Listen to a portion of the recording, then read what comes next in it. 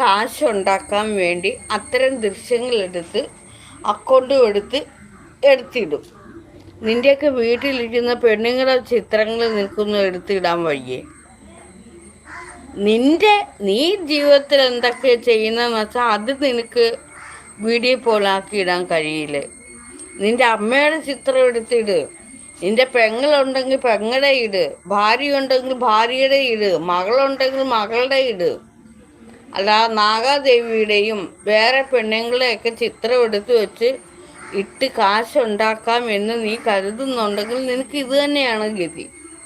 അതിന് ആണായാലും പെണ്ണായാലും അവസാനം മുഖമൊക്കെ ചാനൽ തോറും വരേണ്ട ഗതികേട് വരരുത്. മാധ്യമത്തിലൊക്കെ നിൻ്റെയൊക്കെ മോന്തയൊക്കെ വന്ന് ഇങ്ങനെ തൊലിഞ്ഞ മോന്തയായിട്ടിരിക്കേണ്ട ഗതികേട് വരില്ല. ഇന്നലെ സൈബർ സെല്ലുകാർ നിന്നെ കൊണ്ട് ആ ചിത്രം